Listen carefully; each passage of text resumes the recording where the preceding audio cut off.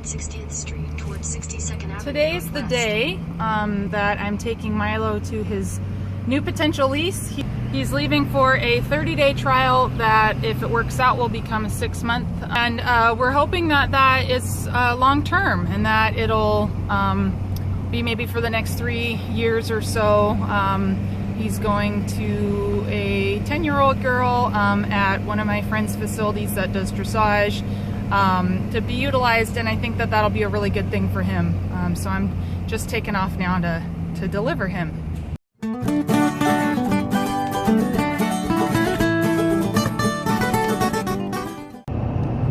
So I have a lot of mixed emotions naturally about Milo leaving.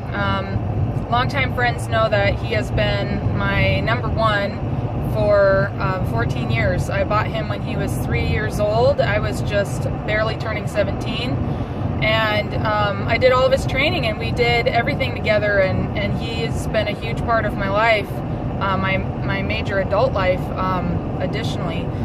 But when he was 14 was when whiskey was getting started under saddle, and actually I think that was when he was 13. And I was doing the reining primarily at that point with him, and that was why I got whiskey, so that he could take Milo's place. Milo is a halter pleasure bred paint horse, and so the reining, it's not something that comes easy to him physically. He always tried really hard. I mean, he got me a 71 before, but I just knew before I damaged him, I would need to retire him from the reining pen. And so that's why we primarily got into ranch riding, and then more recently and with more focus in the Western dressage, which I've really loved that it opened up that avenue for us. But, you know, with whiskey being as competitive as he is in my main focus, Milo's really been on the back burner for the better part of a couple years. And I had found a lease for him, a really casual lease where he stayed at my barn and was being utilized for wasset, and that was great. But then the kid ended up, you know, getting too old for the wasset anymore, and then Milo didn't have a lease anymore. So I've struggled. I've had some people that were interested over the last couple of years, but people that I didn't know very well, or barns that were really far away, or just wasn't really the right fit. And here, one of my friends, Christine, that I met by doing the Western dressage, she does traditional dressage at her barn and jumping. She had a post on Facebook that said that they were looking for the right lease for a kid, and I reached out. So last month, they came out and tried him out, and they were really perfect together, the girl and Milo, and so we all felt really good about it. And we've just been trying to get a contract and all the paperwork type deal situated with it.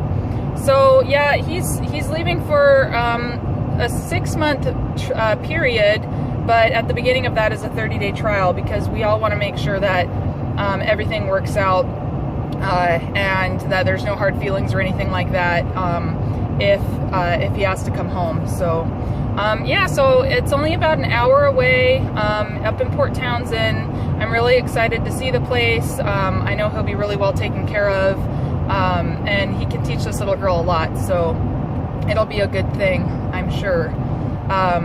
And it's not too far away. I mean, realistically, I don't know how often I'll actually be able to get up to Port Townsend to visit him. I'm hoping like every 2 to 3 months.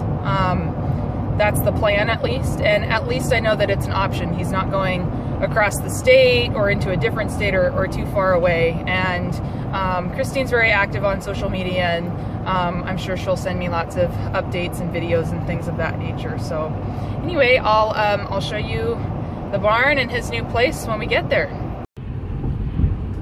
So I live on the Kitsap Peninsula, and what that means is to get anywhere, it seems, away from home, I cross one of 2 bridges. This is called the Hood Canal Bridge, and this is a drawbridge that allows the ships, like submarines and such, to get into Bremerton from the Sound, which is pretty cool. The other bridge that I cross to get to lessons and to leave for horse shows is called the Narrows Bridge. Yep, this one is the Hood Canal, crossing to get over to Port Townsend area.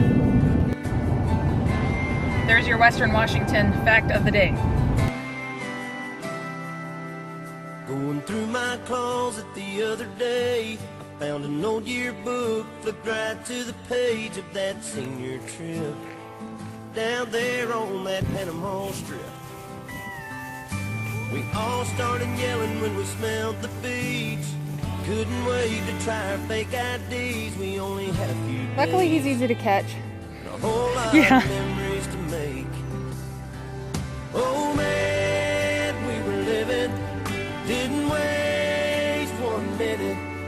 We talked and drank and danced and said goodbye. We laughed until we cried.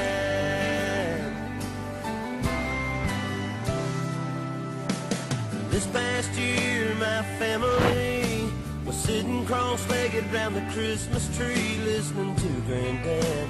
Told him I'm not going to say All goodbye. knew it'd probably be his last. I'm not going to say goodbye. He was cracking jokes and we were taking turns telling stories about fishing or lessons learned out on the porch with him. We all felt like kids again.